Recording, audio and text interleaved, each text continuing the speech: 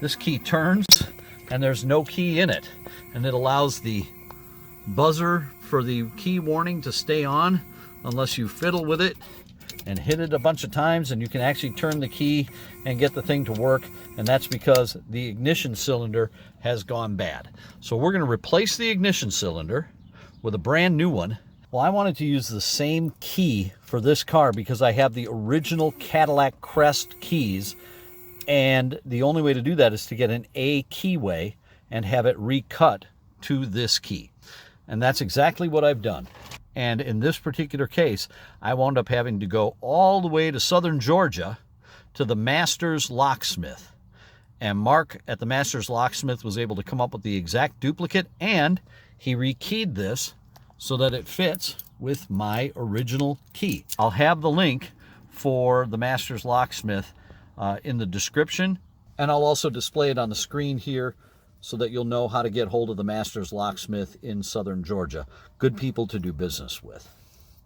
What are you going to need to get this thing apart? We're going to need a standard socket set, a steering wheel puller, a couple of screwdrivers, and we'll show you how to get everything done. What holds this cylinder into this collar, which this is our test one that we have from a junked car, is this tab right here. And basically what you're going to do is you're going to use a screwdriver to push it down, push this tab in, and that's going to allow the tab, the cylinder, to slide in and out of here. And we'll show you how to do it off the car so that it's easier when we do it in the car. And the first thing you're going to want to do is turn it just slightly off of lock. This is why you disconnect the battery. You don't want the radio to come on, you don't want the car to start, you don't want it to do anything. But if you turn it just slightly off of lock, it allows you to get, and it's a little tough to see, but right in there, right where that screwdriver is pointed, is where this little tab is. And so all we have to do is push this with the screwdriver, and it's a little tougher to do when you've got this thing off the car, but you'll notice right away this lock starts to pop out. Then you take out your screwdriver and the lock simply pops right out. When you want to put the new one back in, you just push it in and it'll click right back into place. The absolute #1 first step in this project is to disconnect the battery cable. On the back side of the steering wheel, there are a couple of little screws, one in each spoke. It's a little bit tough to see what I'm shooting here. There we go. And those little screws just come right out of there. And then the horn pad will come right out, and you'll be ready to access the meat of the steering wheel. Now, you can gently pull the steering wheel horn away, and if you look in the back, there's a little spring and wire that holds the horn in place. You simply rotate this little black piece out. I had already taken it out, so I'm just showing it to you again. You rotate that little black piece out of this little retaining clip down here, a little white one, pops right out, and that disconnects the horn pad. And you put this in a nice safe place because it's very easy for that to get damaged. We've chosen the back seat of the car. And up next, we start removing the telescoping lock. Now, you're going to want to mark these things so you know exactly where everything goes. And we have marked top dead center on this one when it's in the full lock position with an arrow, so we know where top dead center is. I've also made small marks around each one of these screws so we know exactly where it goes, and it goes back in the correct place when we put it back. The telescoping handle has now been loosened, and it stays on the back because this telescoping locking nut is on there, and we remove that by gently turning it with a pair of channel locks. Simply goes counterclockwise. With the telescoping locking mechanism out of the car, our next step is to remove this nut that holds the steering wheel in place. And you just use a socket wrench for it, but let me give you a piece of advice. Use an extension. Can you reach it without an extension? Sure you can. You're going to hit the steering wheel every single time and mark up the good parts of the steering wheel. So use an extension, and that way your socket wrench is out and away from the steering wheel. No damage. And the steering wheel is not going to come off on its own, so we need a steering wheel puller to get it off. That's what this is. There are 2 threaded holes here. We take these 2 bolts that are part of our steering wheel threader, and we thread those into it, holding that. Then we use this large bolt on the middle of the steering wheel threader to pop that steering wheel off. I'll get it set up and show you how it's done. With the steering wheel puller firmly in place, bolted into the 2 bolts here, and this bolt tightened up against the center spindle, you just gently turn your wrench until the steering wheel comes loose. And it takes a little bit of pressure, but she'll pop right out. And the steering wheel's loose. Out she comes. You've got your big spring that operates the horn. We'll explain more about that in a moment. But you take your steering wheel puller off of the steering wheel because you're going to need it to put everything back together again in a little bit. And we put the steering wheel somewhere safe, like the back seat, so it doesn't get scratched. Now there's a lot of other goodies that come out of here. There's a rubber bushing, and we're going to put that in our tray with all of our other parts. And then this is a bushing that prevents the horn from blowing all the time. The horn blows by touching these contacts with that big spring you saw a little while ago. This prevents the spring from coming in contact with the metal part around the steering column, which would cause the horn to blow the entire time. And we don't want that to happen. So we're going to put that away too. Now it's possible that these will break. They are very fragile. They can get dry rotted and fall apart. They are available, and I will put a link in the video as to where you can buy one of these if you need to get a replacement one. They're about 13 bucks. Up next, you've got a little retaining clip here. This holds the entire steering column and spindle together, and we're going to put a little screwdriver in there. We're going to lift that retaining column, that pin up, and this whole thing will expose the parts that we need to get to. With the retaining clip removed, this entire piece comes out nice and easy. Might need the screwdriver to kind of persuade it to come out because it's a little tough to get to. Put that in your little tool bin so you don't lose it. And now you've gotten to the horn activating pin, and that will come out and lay down here as well. And now you are to the turn signal switch. And what you've got here is something that resembles the open stomach of the robot in Lost in Space. A lot of parts, a lot of things that move, do all kinds of stuff, and it would scare an ordinary person to death, but you and I know this is pretty easy to get rid of. We're going to move this out of the way and get to our ignition switch in just a second. With a standard Phillips head screwdriver, the first thing we're going to do is we're going to have you turn right. Put the turn signal in the right position. Why are we doing that? Because we want to get to the top screw that you won't be able to reach otherwise. You loosen that,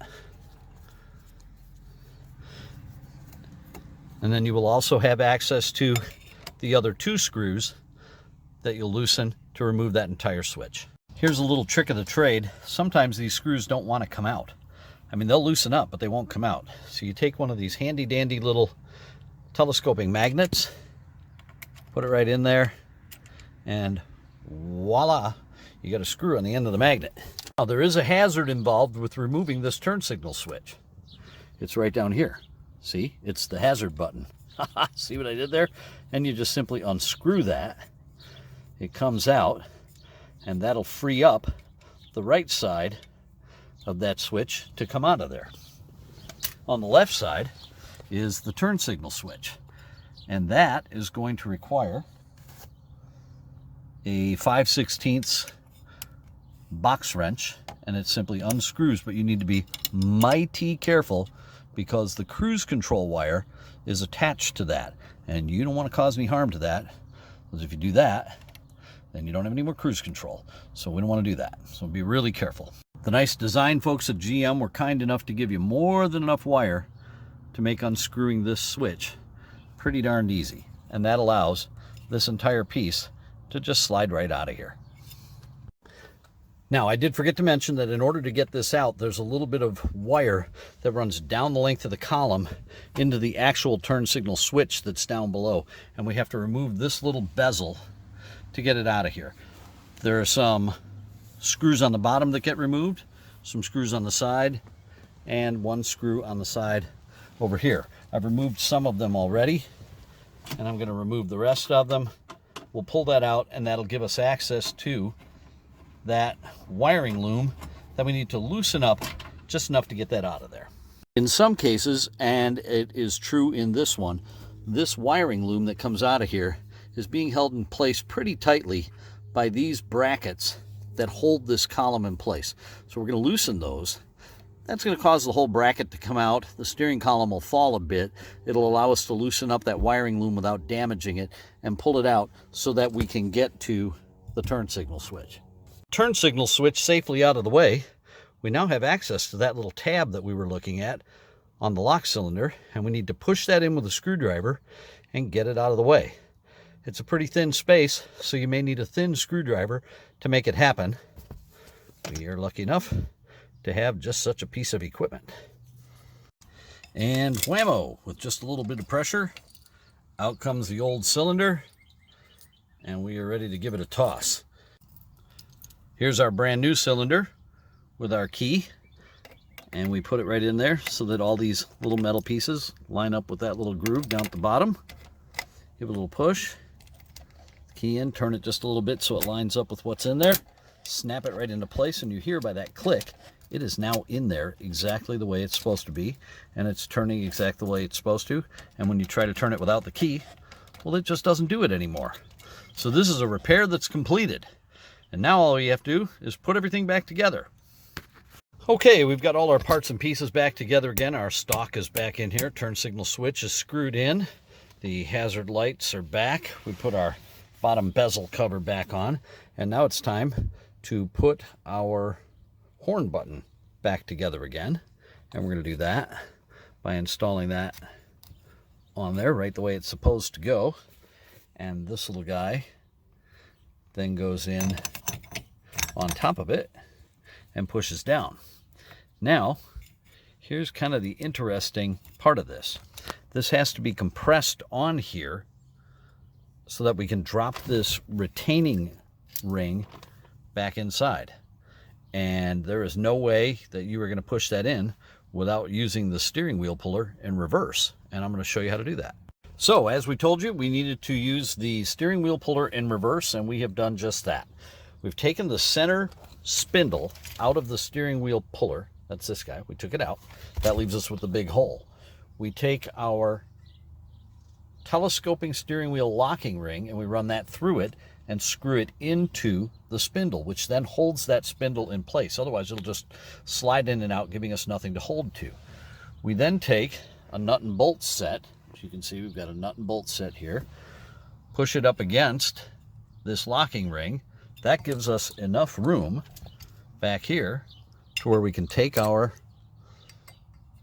little pin and drop it directly into place, like that. And now it's in place. We can loosen all of this, take it off, reassemble everything, put our steering wheel back together again, and we'll be done. Just in case you've forgotten what order the parts go in, now that we've got our retaining ring in here, we've got our little horn insulator, and it only goes in one way.